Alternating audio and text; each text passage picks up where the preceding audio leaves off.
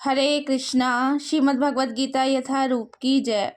जैसा कि आप सब जानते हैं, मैं डेली भगवत गीता का एक एक श्लोक पढ़ती हूँ, उसका हिंदी अनुवाद और तात्पर्य आपको पढ़ के सुनाती हूँ और आपको समझाने का भी प्रयास करती हूँ। इससे पहले मैं 20 श्लोकों तक पढ़ चुकी हूँ। आज हमारा श्लोक 21 और 22 एक साथ दिए हैं, तो आज हम श्लोक संख्या 21 और 22 पढ़ेंगे और उसे समझने का भी प्रयास करेंगे। तो शुरू करते हैं हमारा आज का श्लोक। अर्जुन उवाचा। तो श्लोक में यहाँ से पढ़ूंगी। अर्जुन उवाचा सैन्यो उभयो मध्ये रथम स्थापया मे अच्युत यावत एतान निरीक्षे अहम योद्धु कामान अवस्थितान के मया सह योद्धवयम अस्मिन् रण समुद्र में। तो इस श्लोक में अर्जुन कह रहे हैं, अर्जुन ने कहा, हे अच्युत, कृपया करके मेरा रथ दोनों सेनाओं के बीच ले चले। कह रहा है अर्जुन, कृपया करके जो मेरा रथ है दोनों सेनाओं के बीच में ले चलिए, जिससे मैं यहाँ उपस्थित युद्ध की अभिलाषा रखने वाले, मतलब युद्ध की इच्छा रखने वालों को और शस्त्रों की इस महान परीक्षा में जिनसे मुझे संघर्ष करना है उन्हें देख सकूं। तो इसके तात्पर्य में बताया है, यद्यपि श्री कृष्ण साक्षात श्री भगवान हैं, किंतु वे अहेतुकी कृपावश अपने मित्र की सेवा में लगे हुए हैं, क्योंकि भगवान कृष्ण अर्जुन का सारथी बने हुए हैं। तो सारथी को मतलब जैसे उनका रथ चला रहे हैं ना, तो मतलब इंग्लिश में बताऊं तो उनको ड्राइवर कहते हैं। सारथी का मतलब होता है ड्राइवर। तो किंतु वे अहेतुकी कृपावश अपने मित्र की सेवा में लगे हुए हैं। वे अपने भक्तों पर स्नेह दिखाने में कभी नहीं चूकते।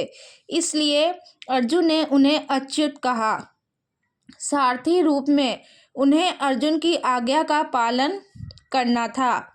सारथी रूप में मतलब एज अ ड्राइवर रूप में उन्हें अर्जुन की आज्ञा का पालन करना था और उन्होंने इसमें कोई संकोच नहीं किया।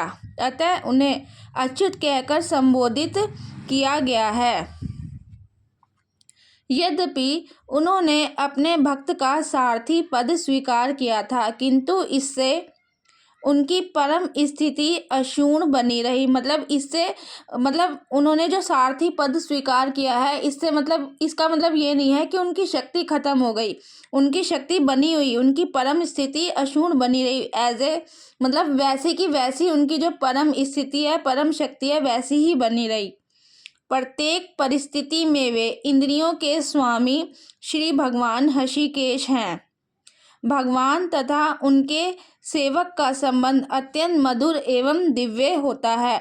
वो तो अर्जुन एक पुण्य आत्मा है और भगवान उसकी एक तरह से सेवा कर रहे हैं, अपने भक्त की साक्षात सेवा कर रहे हैं और अर्जुन उनका परम मित्र भी है। तो यहाँ पे लिखा है ना, भगवान तथा जो उनके सेवक का संबंध होता है अत्यंत मधुर एवं दिव्य होता है। सेवक स्वामी की सेवा करने के लिए सदैव उद्यत रहता है। मतलब जिस प्रकार सेवक जो होता है स्वामी की सेवा के लिए सदैव उद्यत रहता है, उसी प्रकार भगवान भी भक्त की कुछ ना कुछ सेवा करने की कोशिश में रहते हैं। तो ये लाइन बड़ी इम्पोर्टेंट है।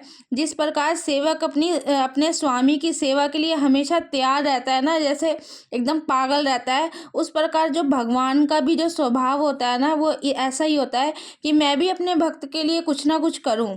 भक्त की कुछ ना कुछ सेवा के करने की कोशिश करते रहते हैं। वे इसमें विशेष आनंद का अनुभव करते हैं। इससे भगवान को विशेष आनंद मिलता है जब वो अपने भक्त के लिए कुछ करते हैं। वे स्वयं आज्ञादाता ना बने, अपितु उनके शुद्ध भक्त उन्हें आज्ञा दे। तो भगवान कह रहे हैं वे स्वयं आज्ञादाता ना बनकर वो चाहते हैं कि जो उनके शुद्ध भक्त हैं वे उन्हें आज्ञा दे। चूँकि वे स्वामी हैं, अतः सभी लोग उनके आज्ञा पालक हैं और उनके ऊपर उनको आज्ञा देने वाला कोई नहीं है। भगवान के ऊपर तो उन्हें कोई आज्ञा देने वाला नहीं है, तो उनको वो चाहते हैं कि मेरे शुद्ध भक्त भी मेरे को कभी कभी आज्ञा दे, किंतु जब वे देखते हैं कि उनका शुद्ध भक्त आज्ञा दे रहा है तो उन्हें दिव्य आनंद मिलता है। यद्यपि वे समस्त परिस्थितियों में अच्युत रहने वाले हैं। भगवान का शुद्ध भक्त होने के कारण अर्जुन को अपने बंधु बांधवों से युद्ध करने की तनिक भी इच्छा न थी, किंतु दुर्योधन द्वारा शांतिपूर्ण समझौता न करके हठ धर्मिता पर उतारू होने के कारण उसे युद्ध भूमि में आना पड़ा। शांतिपूर्ण समझौता करने के लिए भगवान गए थे। भगवान ने कहा था कि तुम 5 गांव मतलब पांडवों को दे दो, पर उन्होंने कोई समझौता नहीं किया। तो इस वजह से ये एक धर्म युद्ध है, तो उन्हें हठ धर्मिता पर उतारू होने के कारण उन्हें युद्ध भूमि में आना पड़ा। अतः वह यह जानने के लिए अत्यंत उत्सुक था कि युद्ध भूमि में कौन कौन से अग्रणी व्यक्ति उपस्थित हैं। यद्यपि युद्ध भूमि में शांति प्रयासों का तो कोई प्रश्न नहीं उठता, तो भी वह उन्हें फिर से देखना चाह रहा था और यह देखना चाह रहा था कि वे इस अवांछित युद्ध पर किस हद तक तुले हुए हैं। तो ये आज का हमारा श्लोक 21 और 22 पूरा कंप्लीट हुआ। मैंने आपको पूरा रीड करके सुनाया है और आपको समझाने का भी प्रयास किया है। फिर भी अगर मुझसे कोई भूल चूक हो जाए तो मुझे क्षमा करना। तो हरे कृष्णा।